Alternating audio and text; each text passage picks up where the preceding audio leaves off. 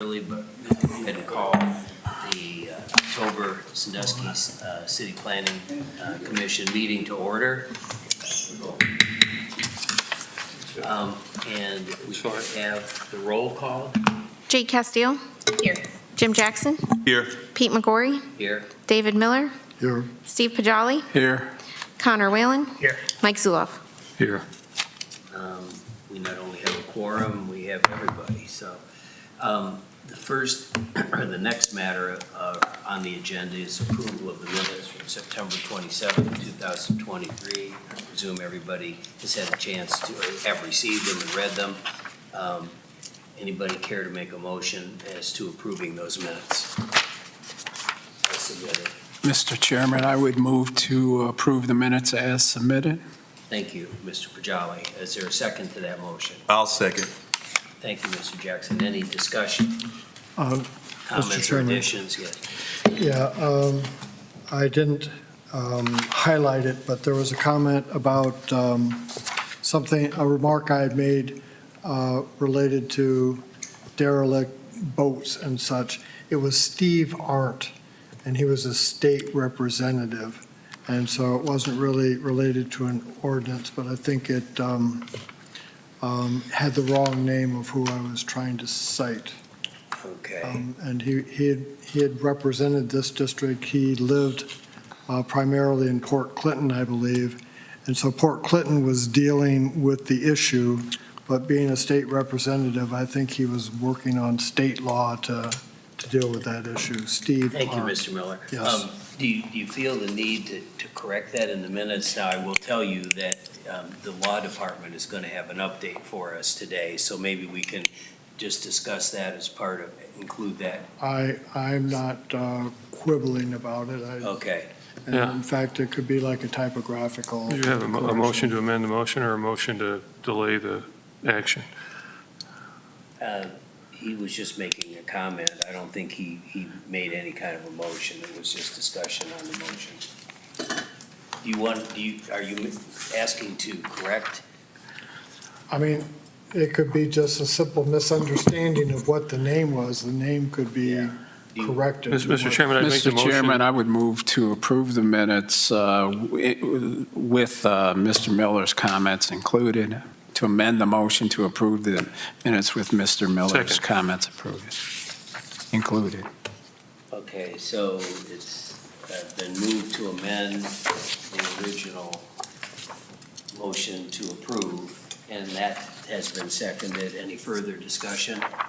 Maybe you can state the name again correctly. Steve Arndt, I can call my, A-R-N-D-T, I think. yes. I Yes. believe that's correct. We can figure it out. Okay, any further discussion? Just Hearing none, yeas and nays. what, I'm sorry, what? I'd suggest just yeas and nays. I think that's what we're doing, changing the name, correcting the name. So all in favor of the motion to approve the minutes as with that name corrected, say aye. Aye. Any opposed? Minutes have been approved. Thank you. Next item on the agenda.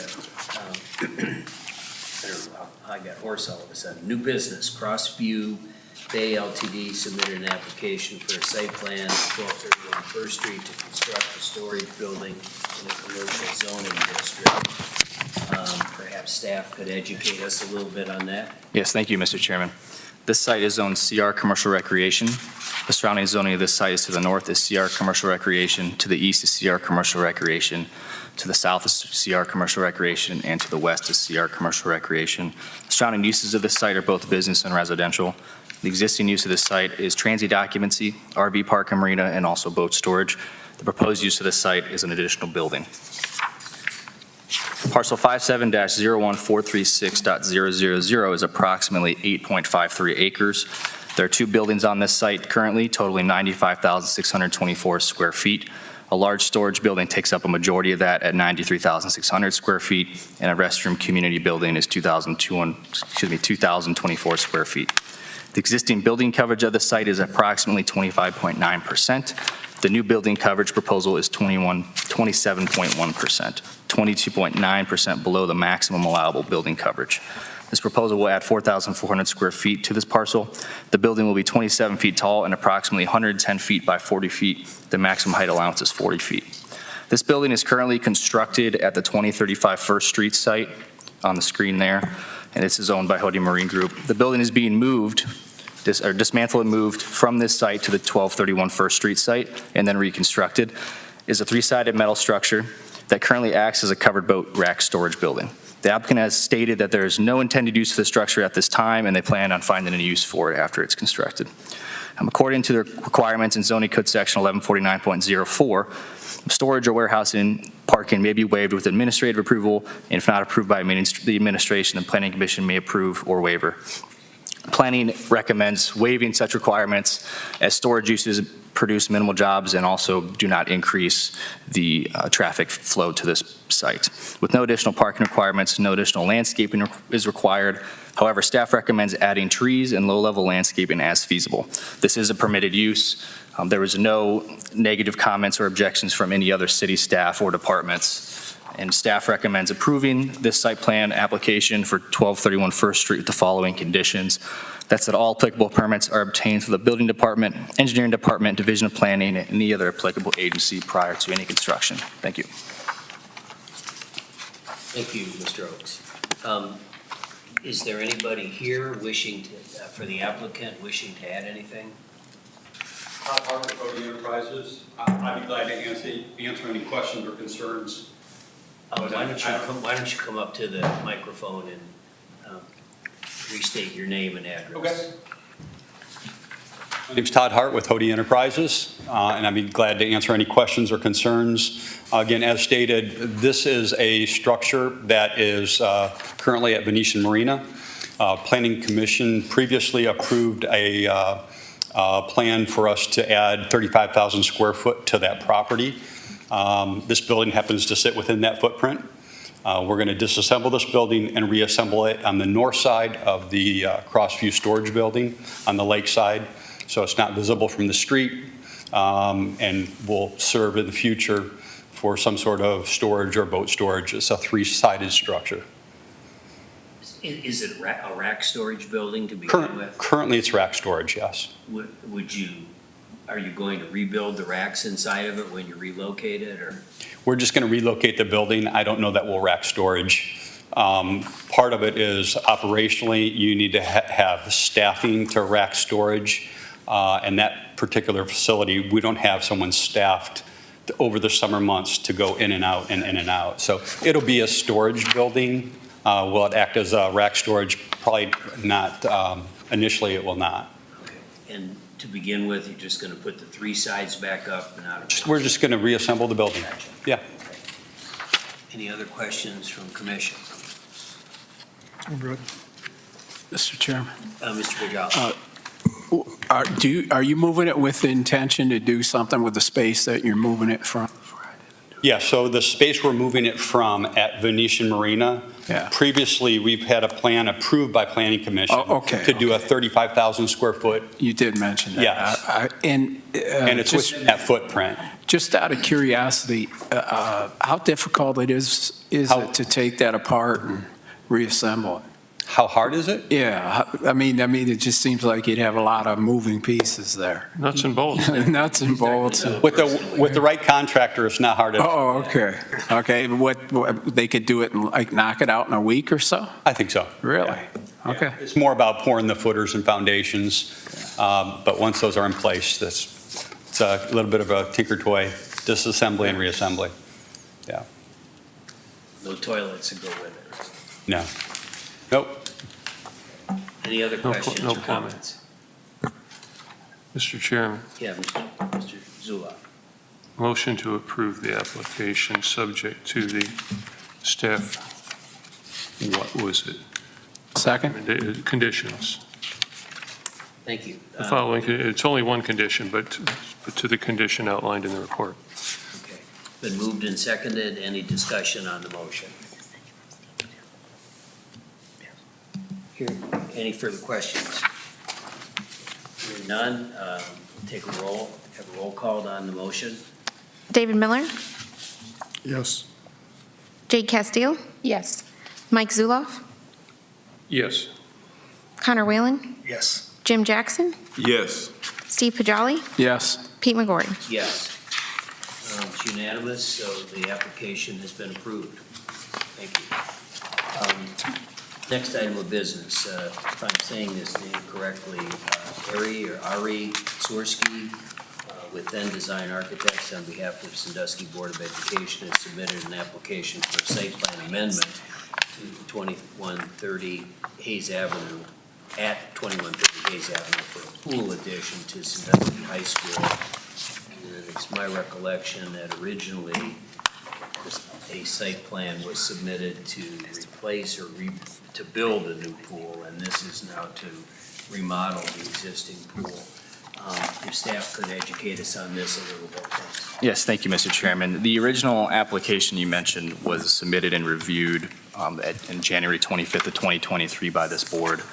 So there are some updates to that first application that I'll touch on.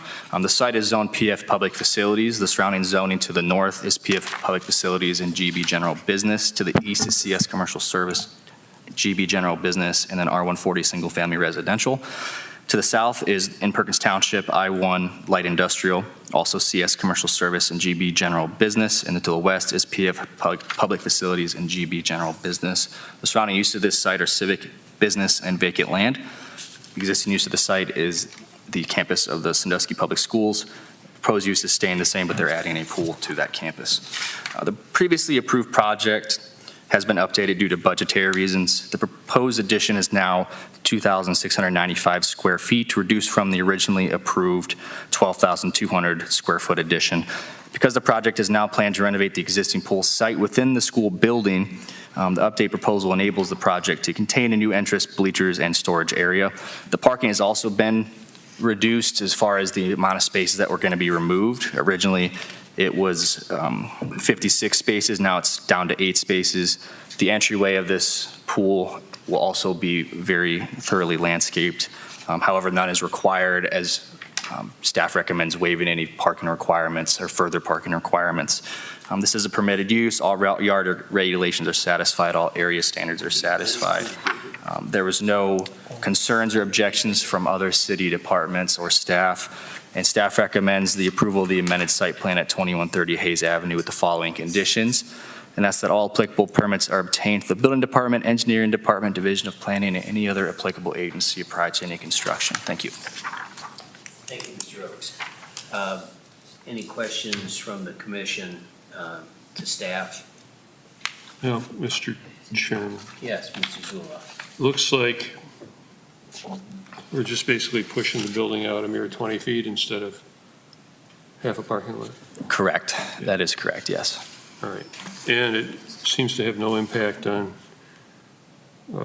anything to the north of the entrance there.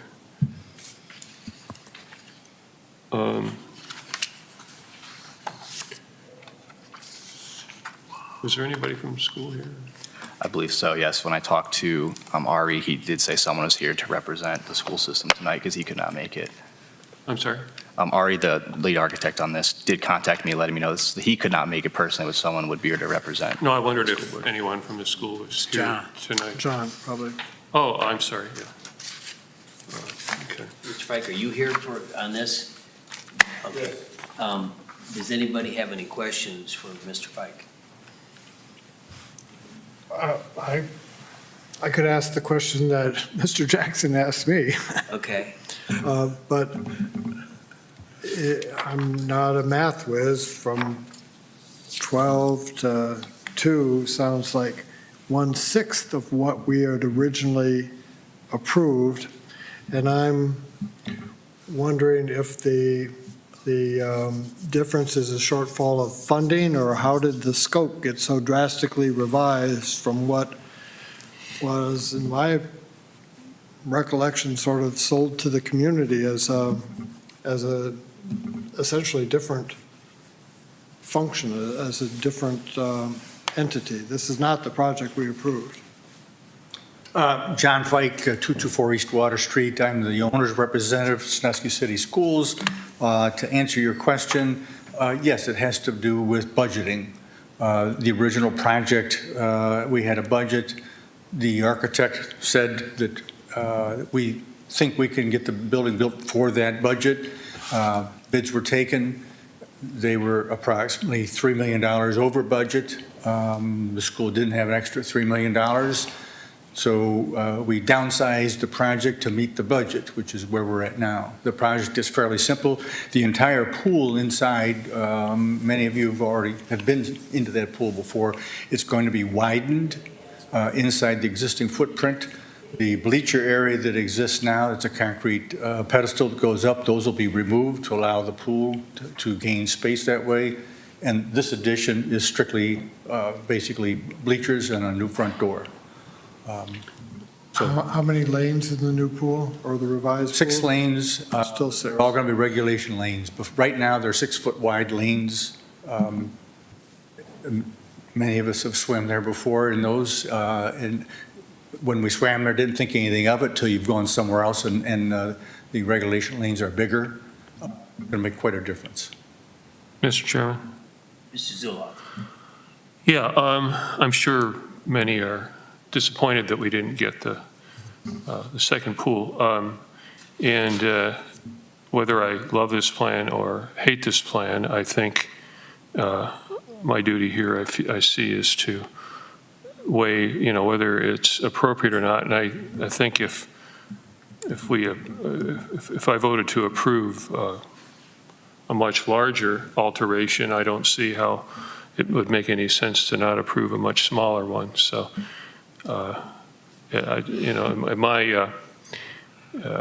my vote's going to have shouldn't be taken as an endorsement or a disapproval of the change. Simply, is the site plan appropriate? And I'm finding that it is. Thank you, Mr. Zuloff. I personally might add that had this been the plan originally presented, I suspect it would have been approved. And I certainly understand. I went to an auto parts store today and couldn't believe the increase on a couple little parts I bought. So I understand budgeting or the cost of things now. So I'm in favor of approving this. Any other questions or comments? Hearing none, anybody care to make a motion? Through you, Mr. Chairman. I'll make a motion contingent upon the staff recommendations. Second? Motion to approve, I apologize. Been moved and seconded. Any discussion on the motion? Hearing none, I guess we'll call the question. Mike Zuloff, Yes. Jake Castile, Yes. David Miller, Yes. Jim Jackson, Yes. Connor Whalen, Yes. Pete McGorry, Yes. Steve Pajali. Yes. It's unanimous. Congratulations. Looking forward to a swim. January 1st, 2025. Okay. I'll bring my life New jacket. Year's Eve. Wear your suit. Okay, all right. All right. Bring your swim cap. Got to keep your hair dry. I think I just towel it off. It'll be okay. Ms. Blair, I think the next item on the agenda is a recommendation to a change in the zoning map. Is staff, or are you going to present a comment first? Yes, thank you. So today I'm bringing forward a proposal to initiate a change in the zoning map on the former Osborne School building and its surrounding parcel at 920 West Osborne Street. That's parcel 58-65001.000 from public facilities to residential multifamily. And if you're following the City Commission meetings this Monday, October 23rd, 2023, the City Commission authorized the city to purchase the former Osborne Elementary School from the Sandusky City School District. The week before that, the school district board voted on the same measure with unanimous support. This building was built in 1890. It's on the National Register of Historic Places, and it is a protected city landmark. It was decommissioned as a school in 2021. And the city is purchasing the structure with the intention to turn it into housing units. The schools make a really good conversion because classrooms lend themselves to living spaces very well, and then the common spaces lend themselves to the common spaces in a housing project. So the city's vision is to repurpose this building, to renovate it to modern accessibility that includes elevators and ADA accessibility within the historic preservation standards, to preserve as much of the historic character, not only outside, but also inside the building as possible, to repurpose it into about 20 affordable senior housing units, and to keep the playground area open for the neighborhood. So we know that we have a huge housing shortage in the region based on the Firelands Forward study, which we've discussed before.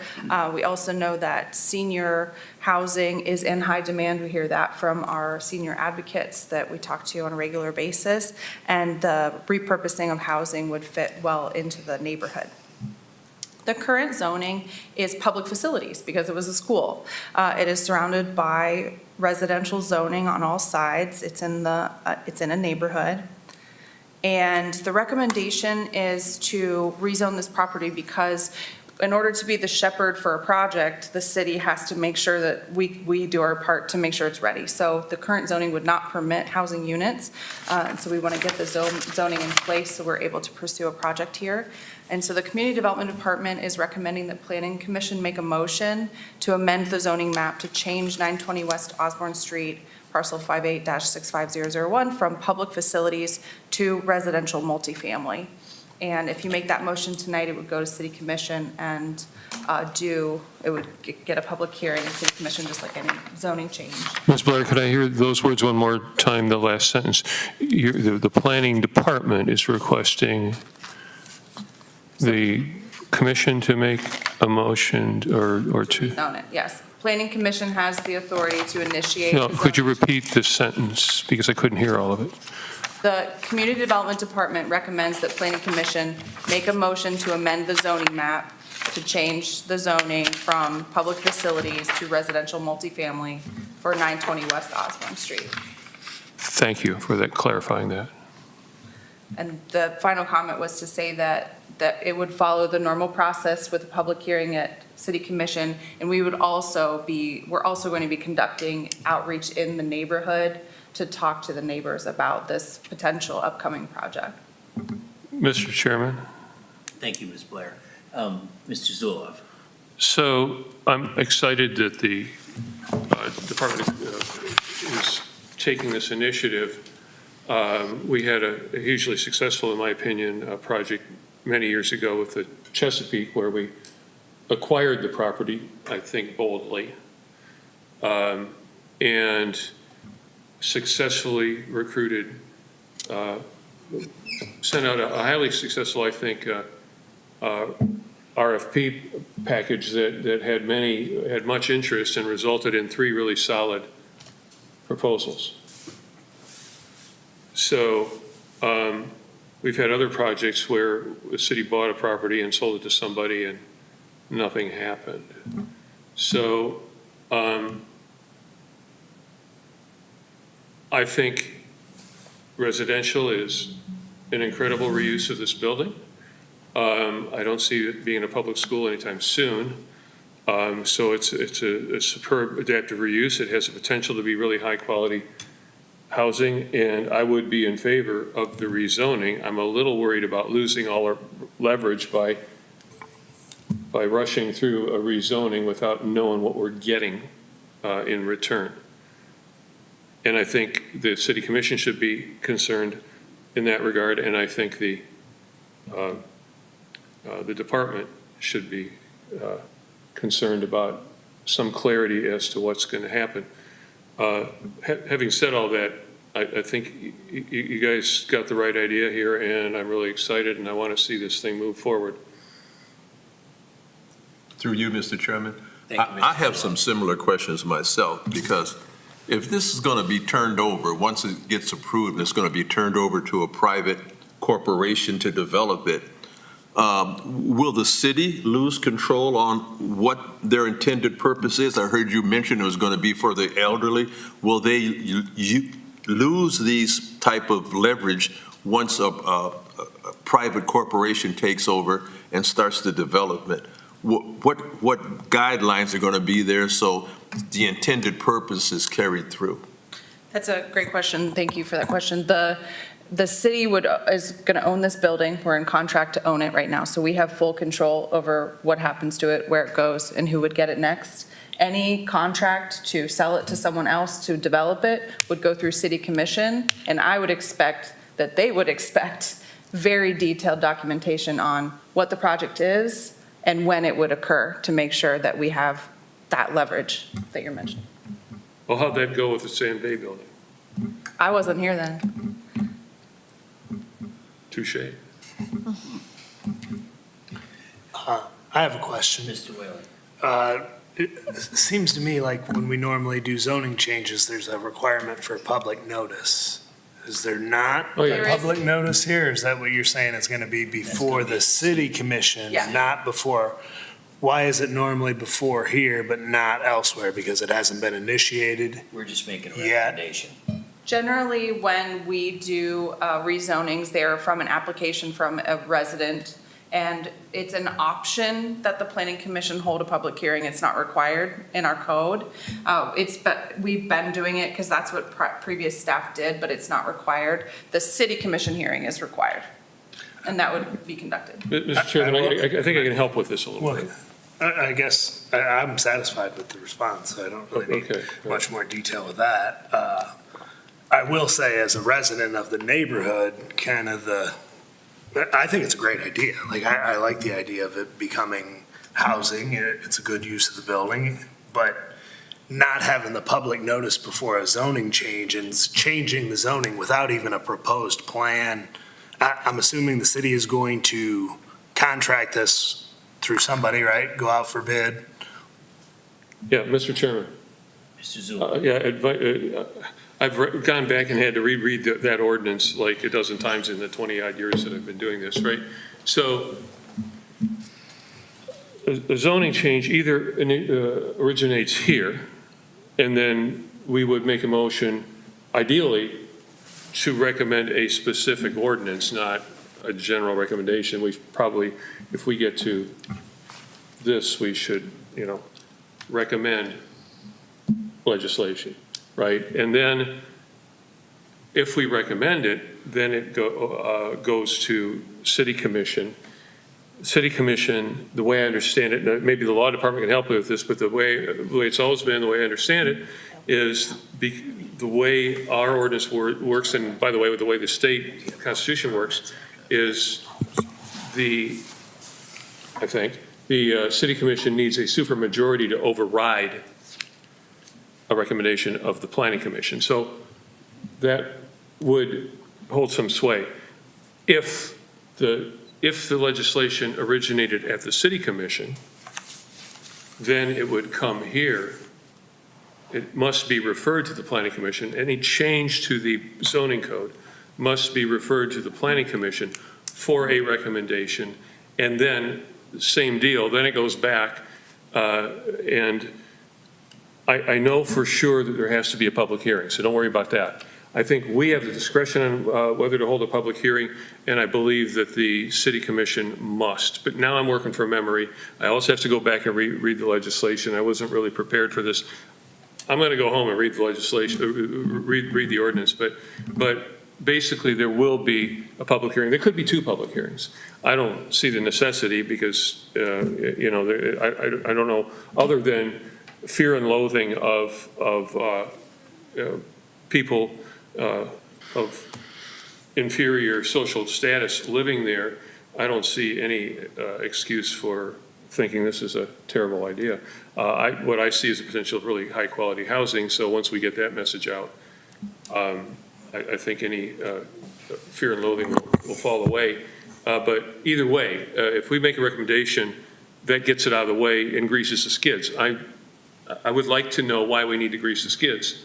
And I'd also like to know why others in the community know who contractor is and I don't. So I would like to know the reputation of the potential, if we're already in bed with somebody, and I don't know if we are or not, but I understand we are, even though I've kind of probed and haven't really got a definitive answer on that. I think if others that don't have to do this job know who it is, I don't see why we shouldn't know. I don't think it's that far, but I might make the comment, I think this is just at the conceptual stage of turning this into residences, and I think the only question is, do we pursue this without changing the zoning, knowing that, or the city pursues this without changing the zoning, knowing that it's going to have to be changed if it would come to fruition? Or do you change the zoning up front in hopes that that's going to be an added incentive to be able to move forward with a residential project? Exactly. And I don't know what's right or wrong about it. Quite honestly, I don't think there's harm in moving forward with the change in zoning. I mean, if you can change it once, you can change it again. If this project didn't work out and something else came along, I don't know what it would be, but I think that's logically, it's never going to be a school again. It's logically, and other than tearing it down, which would be a terrible shame, it's going to end up being some sort of residences, whether it's high end or low end, or I don't know how to describe it. Through you, Mr. Chairman. Yeah. Sorry, I've been trying to get a word, and I just want to say, I think that what I'm hearing up here is that everybody is pretty much in favor for using this parcel of land for some kind of residential space. I think we all agree that it's a good thing to repurpose the building, so I don't see any issue with moving forward with the recommendation for rezoning under the pretenses that we would also have to get a site plan application prior to any use of the property going into effect. I would just feel more comfortable seeing a plan before I we go agree. to change the zoning. I agree, but I think that if you said that you are fine with the use of it being residential, then rezoning allows for that. The details of that, whether it's senior housing or whatever, I think would come back through the chain, and if it wasn't appropriate, could be then denied at that time, if I understand correctly. To you, Mr. Chairman, Mr. Jackson. my major concern is what I've been hearing from the general public in Sandusky. And what they're telling me, there are a lot of apartments going up right now, but the rent seems to be between $1,600 and $2,400. And they're telling me they can't afford $1,600 to $2,400 for a monthly price. That's my concern and worry for the citizens of Sandusky. Mr. Chairman, I agree with that concern. There's just no way to build $800 a month new or even rehabbed construction right now. It just ain't going to happen. What we can do is do what we can, right? And with full agreement of that concern, we got to figure out how to get some affordable housing in this city too. I got a hunch this is, because the building's already there, this may turn out to be affordable. I think the vision here is senior. I think Ms. Blair did use the word affordable. So I think we can move us in the right direction here, even if this isn't going to be, $600 or $800 a month apartments. Can I ask for an answer to Mr. Zulof's question on why is there the need to change the zoning now before a plan? My response would say that what we can do to shepherd the project is get control of the property, which we have that in place, and get the zoning in place. I don't think developers would tend to be shy of a project where the zoning's not in place because it is a public process and it can be unpredictable. So Think if they would we be or support, wouldn't be shy? would be, because zoning can be If I could help. unpredictable. If we agree that it should be housing, then it can't be housing under the current zoning. It's more difficult to get financing if the zoning is inconsistent with the project. So that alone is a pretty good reason. If you go to the bank and the bank wants to know what's it zoned, and well, we got to get zoning first. They're going to say, well, come back when you got the zoning, because we're not going to finance something, give you a bunch of money, and then have you tell us, oh, we spent it all, but we can't build it because it's not zoned right. So yeah, it's a barrier to moving forward if it isn't zoned correctly. I don't know if we're that far down the road. I'd like to know where we really are, was my point. In any event, I'm still going to, favor the project. It's just. I agree with you. Well, I am going to favor the project as well, but I don't know about the zoning change here today. To me, a city buying school property, all publicly owned entities working is call for more public hearings, not less. And I don't really see this. I know this, whatever happens here is going to take a while. I don't see this planning approving it today versus 2 months from now when we have an actual plan in front of us is going to slow things down. And I'll be regretful if I'm wrong there and it does get slowed down, but I just don't see it happening. Mr. Chairman. Mr. Zullo. Is somebody else? I had my chance. Mr. Chairman?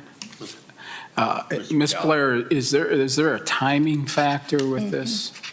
Would this slow the process down if we didn't approve it? We haven't established a specific timeline for moving that forward with a developer.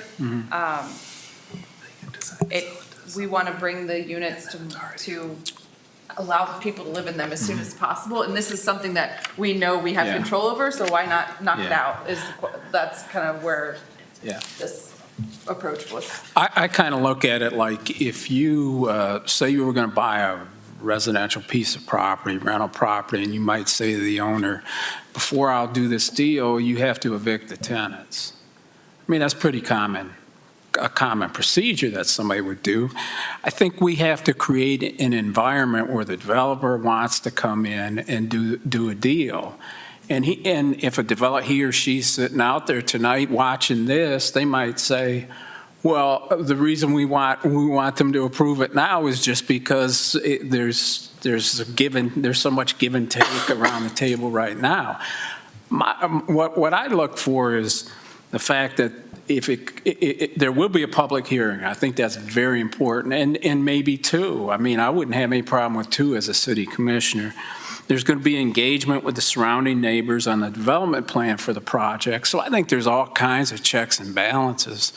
As far as Mr. Jackson's concerns, I agree with him. The city has made some bad deals in the past, and I would hope our law department would ensure that nobody got this property until we knew what was going to happen and it was going to get done. That's the most important thing. So it's just my comment, Mr. Chairman. Thank you, Mr. Jolly.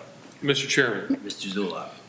I would make the motion that the Planning Commission recommend rezoning the entire parcel of parcels, whatever property is being purchased, to multi-family residential. Are there any complications on the parcels or anything like that, or is it a single parcel? Just single parcel. And that's all we're looking for. Okay, so that. For the part, we recommend that they rezone that parcel that the city is acquiring. Thank you, Mr. Zullo. Is there a second to that motion? Second. Thank you, Mr. Pajali. It's been moved and seconded. Is there any further discussion on the motion? Just to belabor the meeting, I'm aware of a project in Chicago many years ago now that repurposed an old Catholic school in a very urban area. And the project was just stellar. A friend of mine went into the new built apartment and lived there happily for years, and I love visiting there, in part because of the terrazzo floors in the stairwells. Still had some old school character, it was the whole block between a large church and the former elementary school. It was a really nice project. It was a great conversion. We need the senior housing. I want to be a senior housing advocate. Mr. Chairman, I thought Mr. Miller was going to say he liked visiting there was because it was close to a bar. I'm going to make the observation that however this turns out, it is headed apparently towards residential, some sort of residential, and the zoning's going to be required. And I think I said this before, I don't know that I believe this has to be done right this minute. On the other hand, I don't see any harm in doing it. And if it's an added incentive to speed the process, we need lots of housing. Is this going to be as cost-effective as everybody would like? Maybe not. Again, I agree with Mr. Zuloff. I mean, the cost of doing anything nowadays is almost astronomical anymore, but, so I'm in favor of it. So, any more comments? I guess, call the question. Just one quick, Okay, go just ahead. one I'm sorry. quick one. We have a precedent in Sycamore Line is by all accounts, success is a matter of opinion, but it's seemingly a well-performing property. My perception is it's considered a desirable place to rent, and I have no inside information on the financial success, but it got done. It's a fantastic building it would probably be crumbling today if it hadn't been for the adaptive reuse as residential units.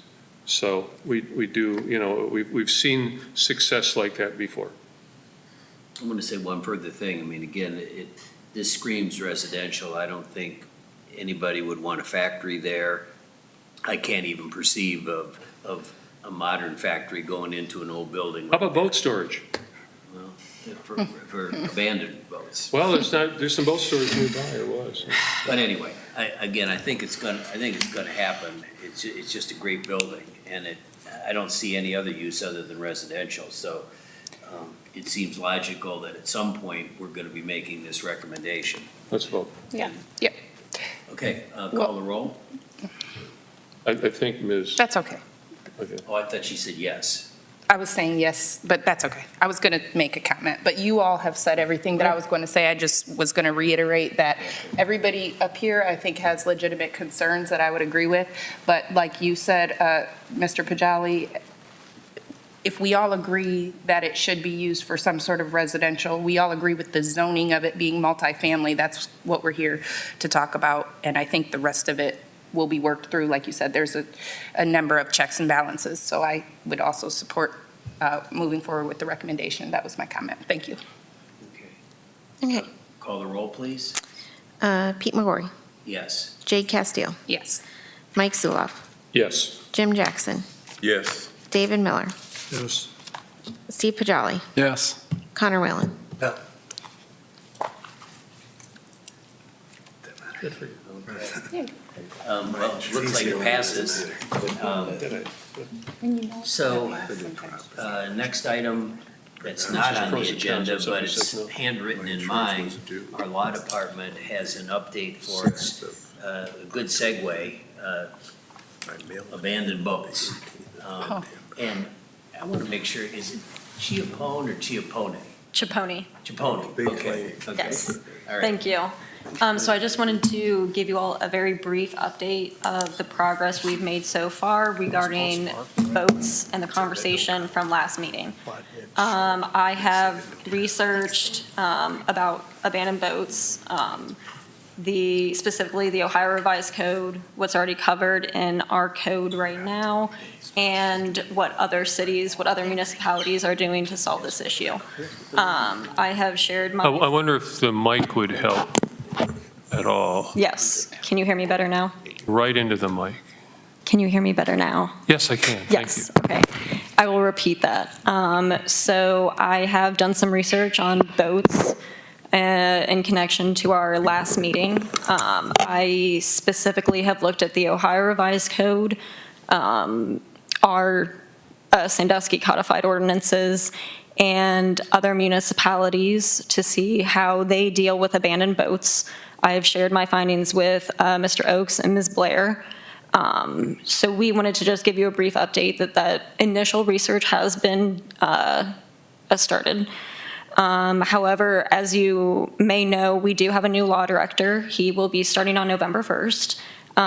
So Ms. Blair and Mr. Oakes and I will be meeting with the law director in November to kind of get the ball rolling on this, to go over my findings, get his opinion on things, and also pull in other departments to hear their opinion on the best way to move forward with this project. So in the coming months, we will have more robust updates, but we just wanted to make sure that you were all looped in with what has happened so far.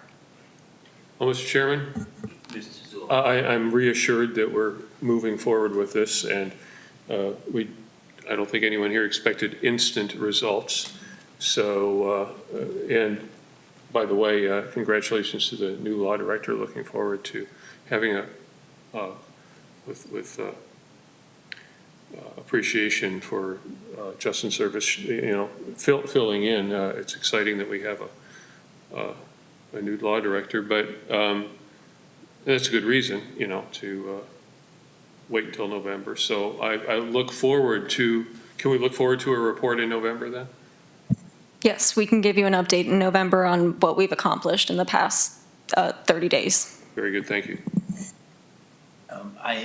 I have a comment and a question. I can appreciate with a new director coming in, who I guess is going to be your boss, that you kind of want to defer to them too. But I guess my question is, did you discover anything in the revised code that gives any kind of authority to a municipality to control it? Yes, so there is authority from my research, at least. I do think that there is authority for municipalities to address this issue. The extent to which we want to address this issue is going to be my question for the law director. He's worked at several municipalities, so I'll be interested to hear his thoughts on this and what he thinks is the best way forward. Thank you. Any other comments or questions? Okay, any other new business to bring up before we adjourn? I just want to tell everybody that we have a guest here in the room, Ashley Hoffman. Why don't you stand up? She's a new realtor in the area. She just introduced herself to me in the lobby before the meeting. She grew up and went to high school in Perkins and lived in Harrisburg, Pennsylvania for a while, and I guess missed the lake and came home. So welcome home. Thank you. All right, and she was just interested in what we do here today, so. Awesome. Thank you. Yeah, you're welcome. Anybody care to make a motion to adjourn? Let's get out of here. I guess that's a motion to adjourn. We'll move this